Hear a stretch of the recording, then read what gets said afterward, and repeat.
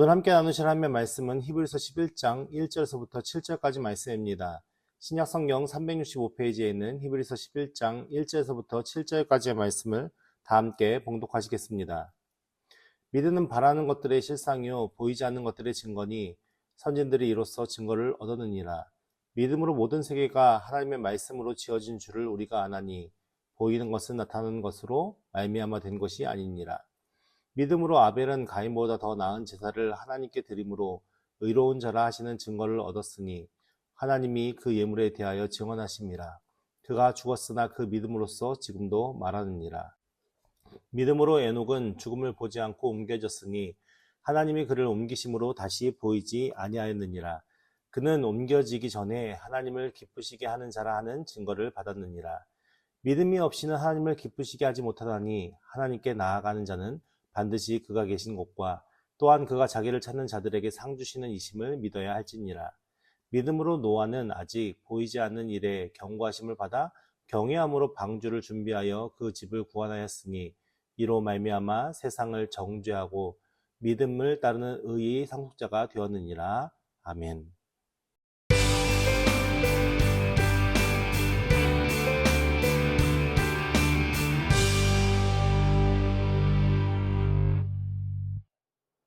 히브리서 11장, 많이들 아시는 말씀이죠.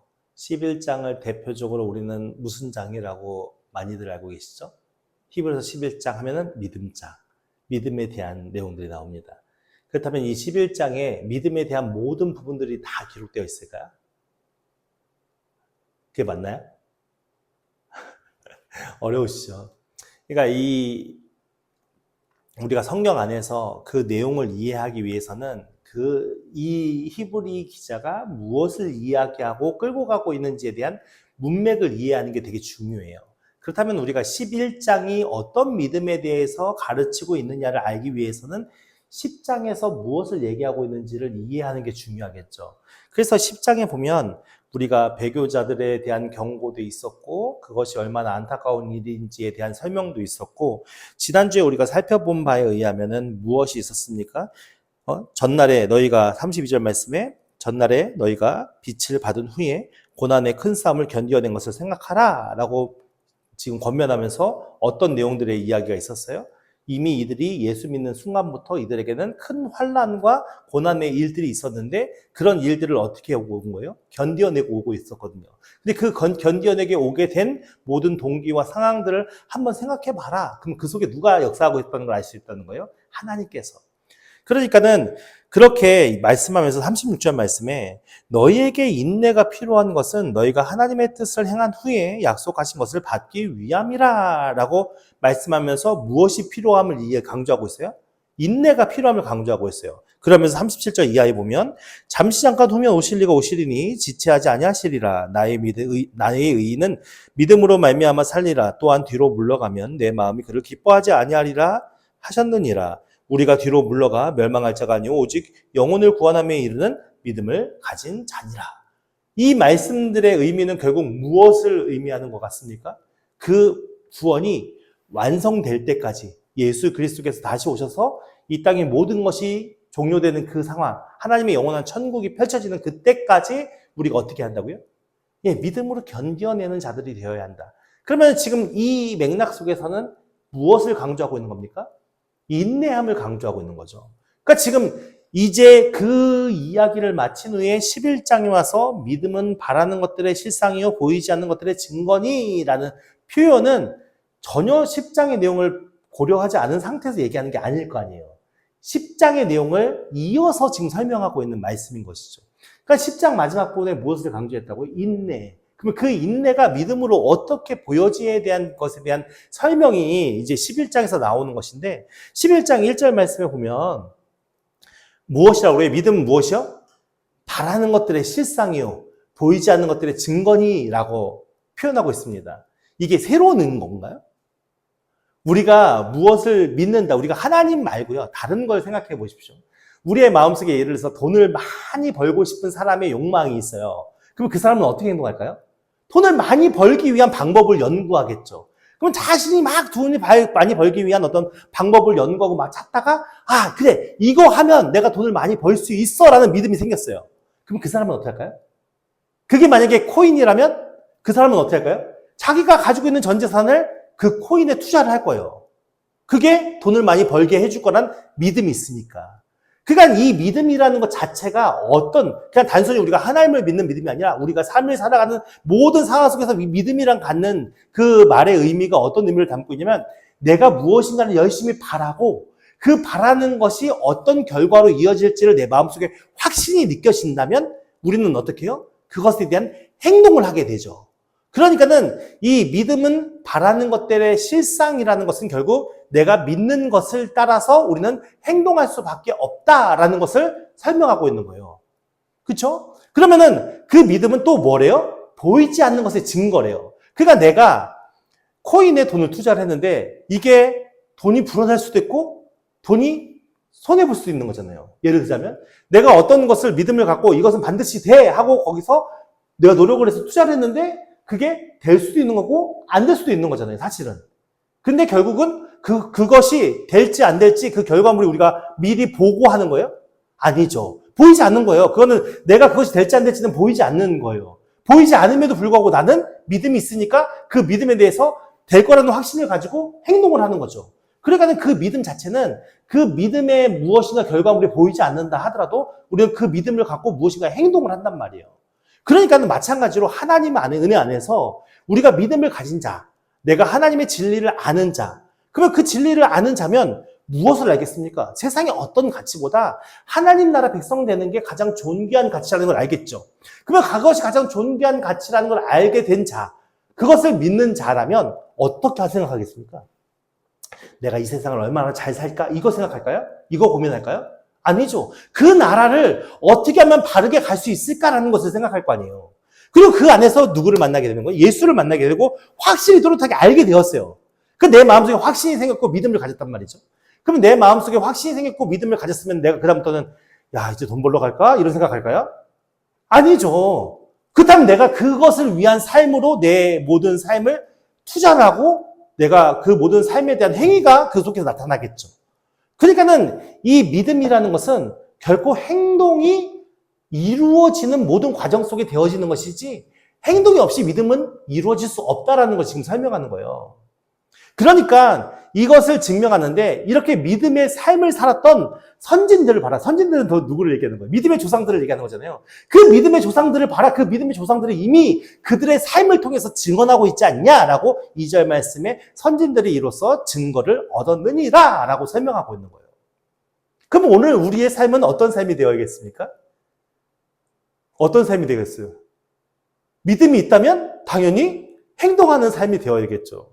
내가 하나님을 섬기고 하나님이 존재한다고 믿는다면 그 하나님을 섬기는 것이 당연히 믿음의 길인 것이고 그 하나님을 어떻게 섬기느냐는 각자가 찾아가면서 그 안에서 답을 우리의 삶을 세워가는 모든 과정 속에 여러 가지 많은 방법들로 각자가 그렇게 만들어가는 거 아니겠습니까?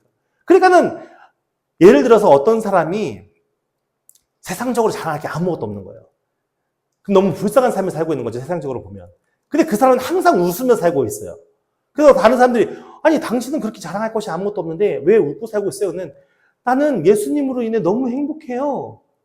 라고 그분이 말씀하시고 그렇게 표정으로 환하게 웃는 그런 삶을 산다면 다른 사람이 볼 때 이 분을 붙들고 계시는 게 예수님이라는 게 증거가 되는 거잖아요. 마치 이런 걸 얘기하는 거예요. 오늘 우리의 삶이 하나님을 쫓는 삶이라면 하나님을 믿는 삶이라면 우리의 삶 속에 무엇이 증명이 되어져요? 그 하나님이, 그 예수님이, 그 믿음이 보여지고 증명되는 삶을 살아야 돼요. 이게 좀 의미가 다른데 다른 사람에게 보여주기 위해서 그렇게 하라는 얘기가 아니라 내가 진짜 하나님을 향한 믿음이 있다면 자연스럽게 그 하나님을 쫓는 은혜로 살아갈 것이고 그런 삶을 살아가다 보면 결국 나의 삶이 무엇을 증명하는 삶이 되는 거예요? 내 믿음을 증명하는 삶이 되는 거예요. 예를 들어서 돈을 쫓는 자는 열심히 돈을 증명하기 위해서 그 돈을 투자하는 그런 삶을 살아갈 것이고 내가 명예를 쫓는 자는 그 명예를 위해서 그 명예를 쫓기 위해서 내가 그 삶을 살기 때문에 그 사람이 어떤 명예를 쫓고 있는가가 그 사람들에게 보여줄 것이고 요즘 아이들, 속된 말로 아이돌을 목표로 하는 아이들에게는 맨날 무엇을 할까요? 춤추고 노래하고 그것을 증명하기 위한 삶을 살 거 아니에요. 그 믿음의 길을 확신을 가지고. 그러니까 이것이 우리가 어떤 가치로 살아가느냐가 우리의 삶의 증거로 남을 수밖에 없다는 걸 지금 설명하고 있는 거거든요. 그러니까 오늘 우리의 삶이 증거가 나타나지 않는다는 것은 우리는 어떤 삶을 살고 있어요? 열심히 치열하게 믿음을 향해 나아가는 것이 아니라 결국 여러 가지 많은 것들에 분주한 삶을 살아가고 있다는 것을 증명할 수밖에 없는 거예요. 그러면서 이제 선진들에 대한 이로써 증거를 얻었느니라 하면서 오늘 3명의 선진들이 나오죠. 그 3명의 선진들이 누굽니까? 다시 보셔야 되나요? 에녹, 그리고 아벨, 그리고 누구? 노아. 네. 이 3분의 믿음의 조상들의 이야기가 나오는데 그 말씀이 나오기 전에 3절 말씀에 뭐라면 믿음으로, 우리는 이미 믿음을 가진 자죠. 누구를 향한 믿음이에요? 하나님을 향한 믿음이에요. 하나님이 어떤 분이신지를 우리는 믿는 거예요. 그 믿음의 출발점은, 하나님의 믿음의 출발점은 창세기 1장 1절 말씀부터 시작되는 거예요. 창세기 1장 1절 말씀이 뭡니까? 태초에 하나님이 천지를 창조하시니라. 그러니까 모든 만물의 창조자가 하나님이시고 그 하나님만이 유일신이라는 것을 믿는 믿음에서부터 출발을 하는 거예요. 그러니까 믿음으로 우리가 그 하나님을 믿는 믿음으로 모든 세계가 하나님의 말씀으로 지어준 줄을 아나니, 하나님의 말씀이 보여집니까? 안 보여. 오늘은 우리가 이렇게 하나님께서 우리에게 성경을 주셨기 때문에 우리가 성경을 통해서 이 말씀을 보지만 실상 창세기에 나오는 하나님의 말씀은 보여지는 말씀이 아니잖아요. 빛이 있으라 하시니 빛이 있었고 궁창이 있으라 하시는 궁창이, 이렇게 하나님은 그냥 보이지 않는 것을 말씀을 통해서 선포를 하셨는데 그 말씀하신 보이지 않는 그 말씀을 통해서 무엇이요? 생겨나게 된 거예요. 창조나게 된 거예요. 그러니까 우리가 그 말씀으로 지어준 줄을 아나니 보이는 것, 지금 우리 눈에 보이는 것은 나타나는 것, 스스로가 나타나서 보여진 게 아니라는 거예요. 다 어떤 거예요? 보이지 않는 하나님의 말씀을 통해서 하나님께서 존재하게 하시는 거예요. 믿으십니까? 이 믿음에서 출발하는 거거든요. 그러니까는 우리가 하나님 나라가 보이지 않나 해서 그 하나님 나라가 없는 겁니까? 아니라는 거죠. 그죠? 하나님이 안 보인다고 해서 하나님이 안 계신 거예요? 아니라는 겁니다. 우리의 마음속에는 그 하나님이 느껴지고 납득되고 이해되고 믿어지니까요. 그래서 이렇게 우리가 이 믿음 안에 거하고 있는데 그 믿음의 대표자들 중에서 첫째로 4절 말씀에 믿음으로 아벨은 가인보다 더 나은 제사를 하나님께 드림으로 의로운 자라 하시는 증거를 얻었나니. 그러면은 아벨은 어떤 믿음을 드렸대요? 아벨은 가인보다 나은 믿음으로 드렸대요. 그럼 가인과 아벨이 어떤 제사를 지냈는지를 우리가 말씀을 통해 확인해 봐야겠죠. 창세기의 말씀에 보면 창세기 4장 3절에서 5절 말씀에 이렇게 기록되어 있습니다.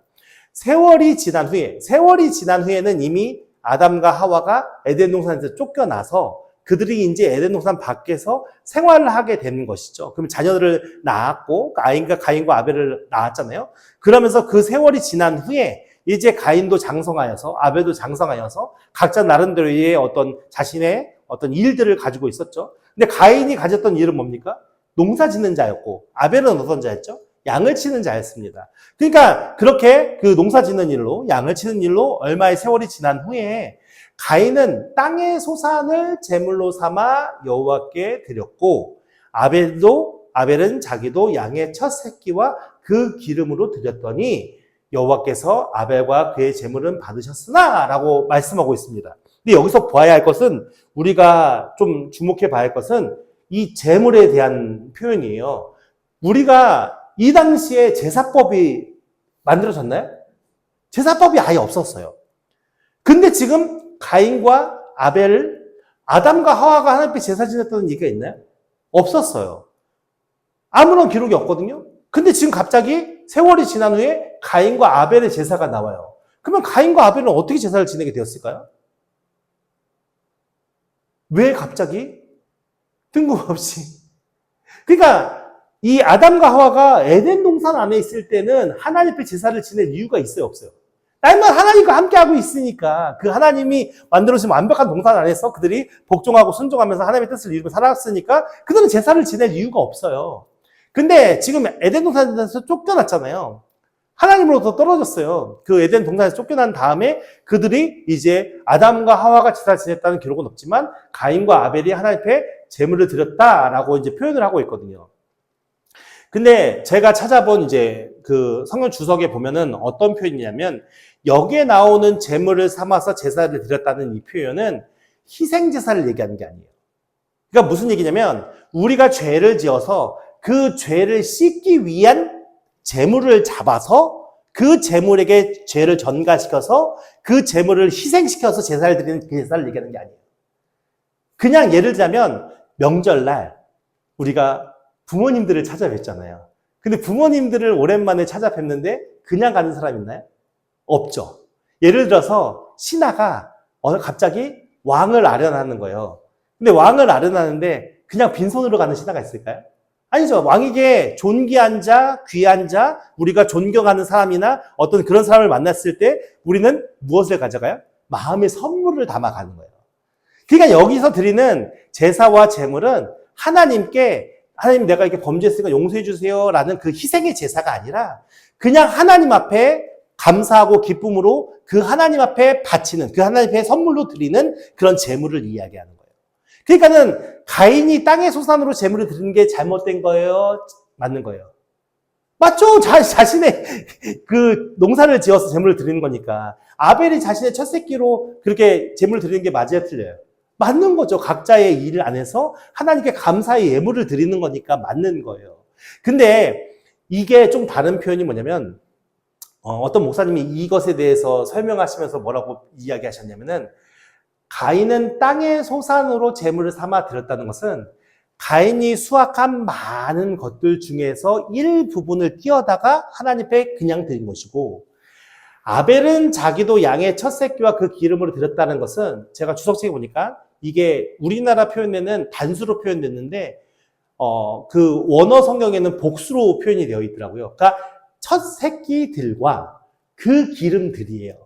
그러니까 여기서 기름은 그냥 단순히 우리가 일반적으로 식용유나 이런 올리브유나 이런 걸 얘기를 하는 게 아니라 가장 기름진 것 있잖아요. 우리가 동물을 보더라도 어떤 동물은 첫 새끼지만 볼품없는 동물이 있을 수 있고 어떤 동물은 누가 봐도 이거는 너무나도 기름지고 좋은 동물일 수 있잖아요. 마찬가지로 첫 새끼와 그 기름들로 드렸다는 것은 아벨이 가지고 있는 것 중에 제일 좋은 것으로 하나님께 드렸다는 거예요.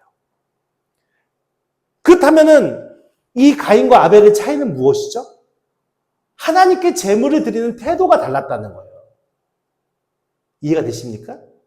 그러니까는 여기에서 하나님께서 가인이 가져온 제물도 잘못된 게 아니고 아벨이 가져온 제물도 잘못된 게 아닌데 아벨은 자기가 가지고 있는 것 중에 가장 최상의 것으로 하나님께 드리려는 마음으로 그 제사의 제물을 드린 것이고 아벨은 자기가 가진 것의 그냥 일부를 하나님께 드린 거예요.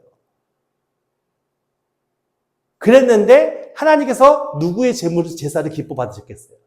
당연히 아벨의 제사를 기쁘게 받으셨겠죠. 근데 5절 말씀에 가인과 그의 제물은 받지 아니하신지라 했지만 가인이 어떤 마음을 품어요? 몹시 분하여 안색이 변해요. 그러니까 가인의 마음은 어떤 마음이냐?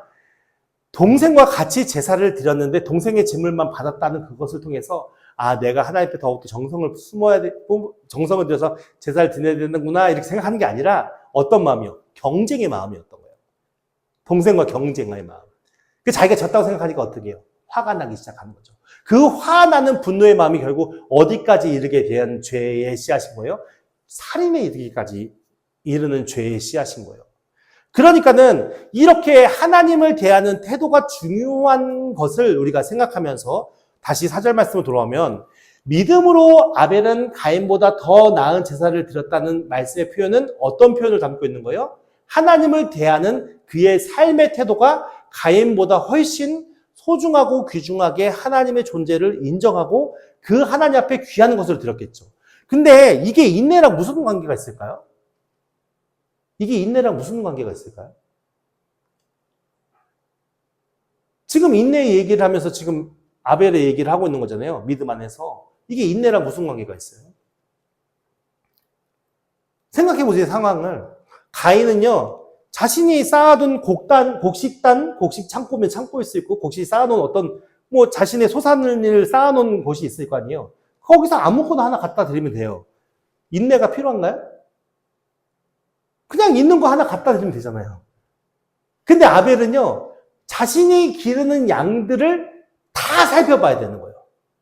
그죠? 그 중에 가장 깨끗하고 귀하고 조기 좋은 가장 좋은 것을 선택해야 되는 거예요. 그렇다면 아벨은 그냥 양들아 모여봐. 너 가자. 이렇게 했을까요? 아니요. 그 양들을 하나하나 면밀히 다 세심하게 살펴봤을 거예요. 하나님께 바치기 위한 가장 최상의 것을 고르기 위해서.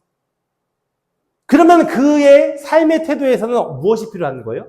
그 최상의 것을 골라내기 위한 그런 노력과 행위가 필요한 것이고, 그렇다면 그냥 쉽게 단순하게 갖다 바치는 게 하나님을 위하는 것이 아니라 우리가 고심하고 고민하고 마음속에 그것을 찾으면서 그 하나님에게 드리기 위한 과정도 인내가 필요한 것이죠.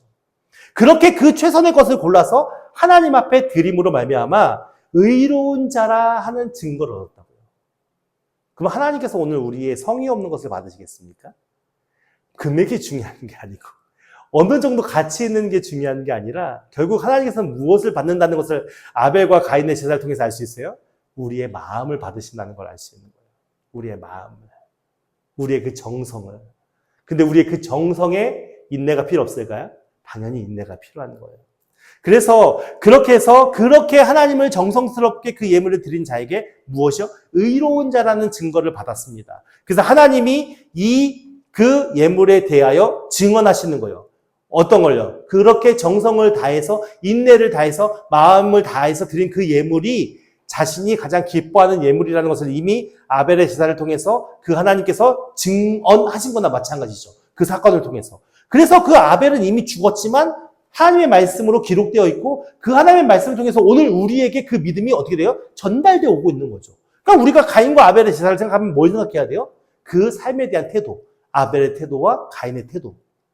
결국 우리는 누군가와 경쟁을 하기 위해서 하나님 앞에 바치는 것이 아니라 진짜 하나님 앞에 내 최선의 것, 내가 기쁨으로 감사함으로 그 하나님 앞에 드리는 그 예물이 그것이 하나님을 기쁘시게 하는 것이고 그것이 하나님 앞에 내 최선의 것으로 감사함을 표현하는 방법이다라는 것을 우리가 그 아벨의 믿음을 통해서 알 수 있는 것이죠.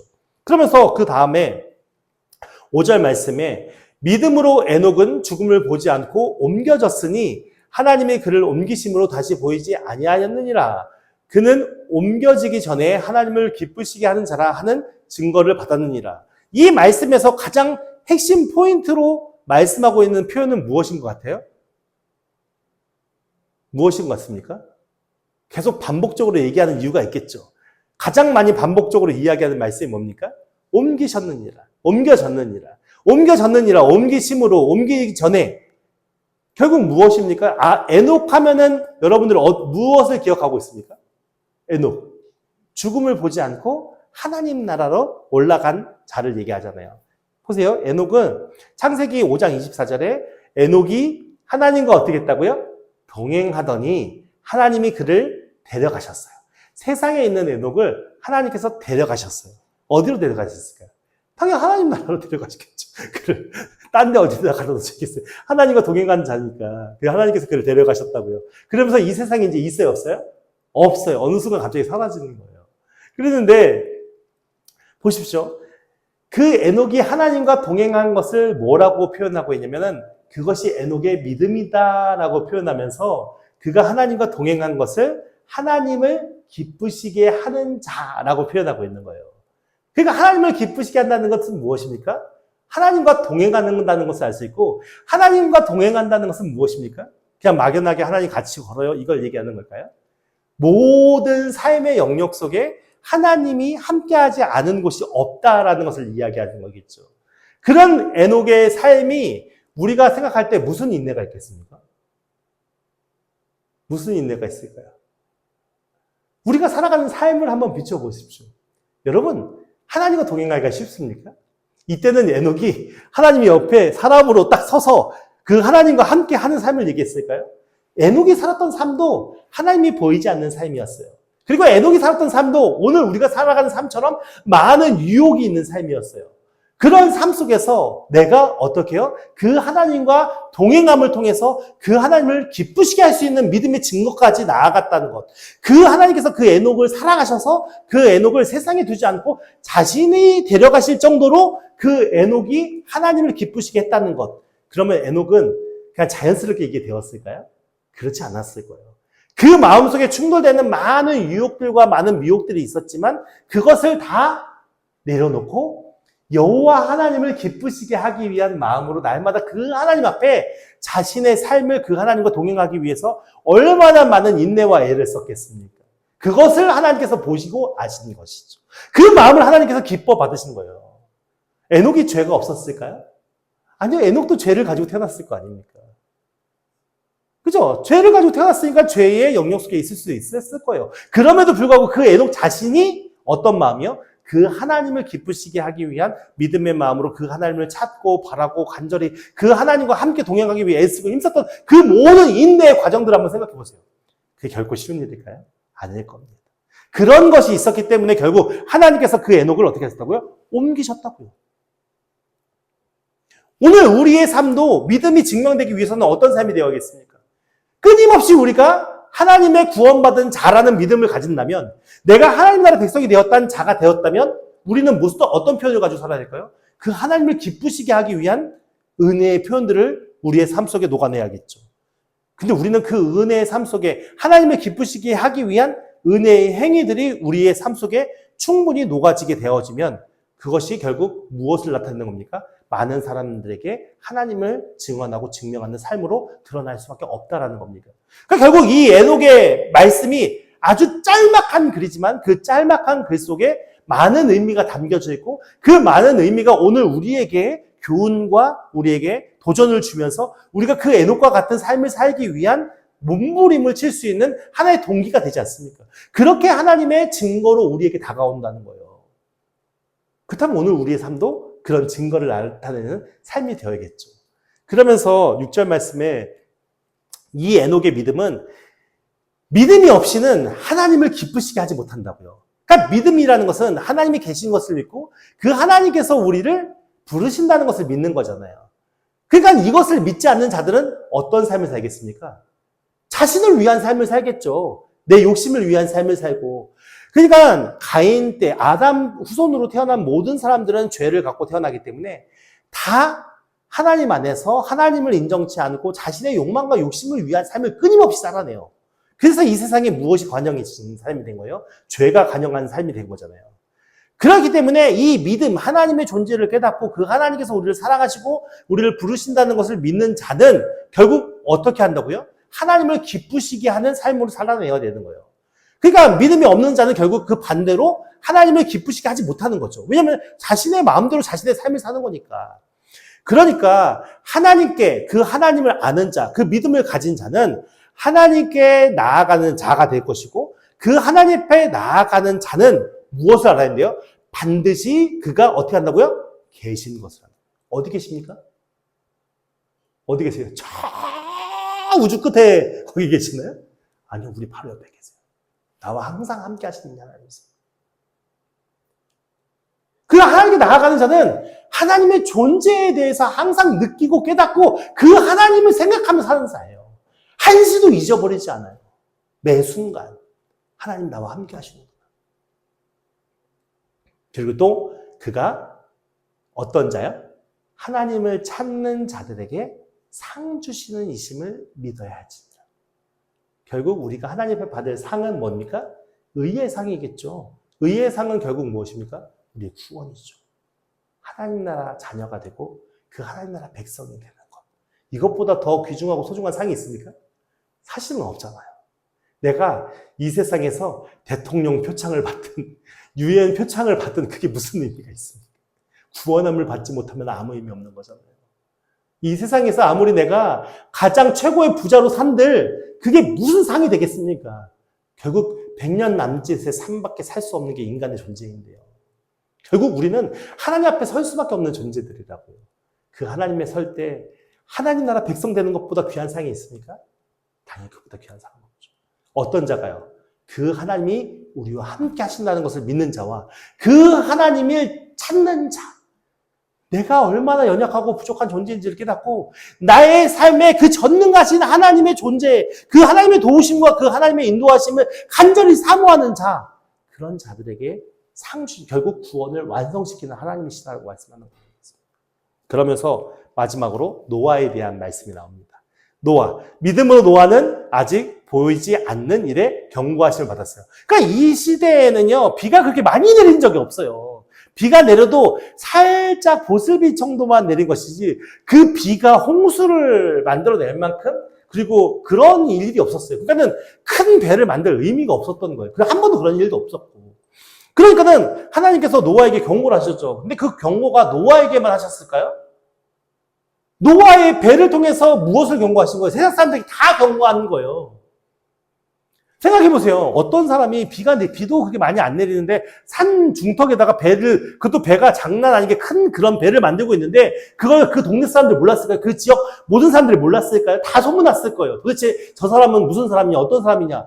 하나님이 계시하셨대. 무슨 계시? 비가 많이 내서 홍수가 난대. 무슨 헛소리야? 라고 얘기했겠죠. 경고는 모든 사람들이 다 받았어요. 그럼에도 그 경고를 믿은 사람은 노아예요. 노아가 믿으면서요. 노아가 방주를 얼마 동안 만듭니까? 120년 동안 만듭니다. 1년, 2년 아니에요. 120년이라고요. 작은 세월이 아니잖아요. 그 세월 동안 인내함과 그 믿음으로 끝까지 그 자리를 지켜가면서 그 방주를 완성한 게 노아예요. 결국 그 경고의 말씀을 그가 어떤 마음으로 받았대요? 경외함으로 받았대요. 그냥 받고 넘긴 게 아니라 하나님이 그에게 말씀하신 그 말씀이 진짜 경외함, 하나님의 그 경외함으로 받아서 이거는 절대 내가 놓치지 않아야 할 하나님의 그 진실된 말씀이다라고 받아서 그 마음으로 방주를 준비하는 거예요. 그래서 그 집이 구원함을 받았죠. 그 일로 말미암아 어떻게 합니까? 이 모든 세상 사람들이 정죄함을 받아서 심판받았어요. 오직 그 말씀을 경외함으로 받았던 그 말씀을 믿고 끝까지 인내하며 그 방주를 완성하였던 노아의 가족들만 그 믿음을 따르는 의의 상속자가 되어서 구원받았어요. 오늘 우리에게 필요한 것은 무엇이겠습니까? 왜 우리는 하나님을 신실하게 믿지 못하죠? 왜 우리의 삶 속에는 그 하나님에 대한 증거가 나타나지 못하죠? 우리는 얼마나 간절히 하나님을 바라야 하고 그 하나님의 도우심을 찾는 자들이 되어야 함을 우리가 믿음의 선진들을 통해서 알 수 있는 것이죠. 우리가 하나님을 향한 우리의 삶의 태도, 우리가 하나님을 향한 우리의 믿음의 태도가 무엇인지에 대해서 우리가 아벨과 그리고 에녹과 노아의 그 믿음의 증거들을 통해서 우리는 또 교훈을 받고 우리는 또 도전을 받는 겁니다. 오늘 우리에게 부족한 것은 무엇입니까? 우리가 정말 신실하게 그 하나님을 향한 믿음으로 서 있습니까? 우리가 얼마나 간절한 마음으로 그 믿음을 표현하고 나타나며 증거하고 증언하고 있습니까? 오늘 이 시간 우리가 다시 한번 이 믿음의 결단으로 서는 은혜가 있기를 소망합니다. 주여, 우리도 아벨처럼 하나님 앞에 최선의 것으로 드리는 자가 되게 하시고 우리가 에녹처럼 간절히 주를 찾고 만나고 그 하나님을 기쁘시게 하는 자가 되게 하시고 우리가 노아처럼 하나님이 우리에게 선포하신 그 말씀을 허투루 듣는 것이 아니라 경외함으로 들어서 그 말씀에 순종함으로 의의 열매를 맺는 믿음의 사람으로 우리의 삶이 증언되어지고 증거되는 그런 은혜 앞에 서는 자들이 되게 해달라고 오늘 이 시간 우리 함께 찬양하고 기도하는 시간이 되었으면 좋겠습니다.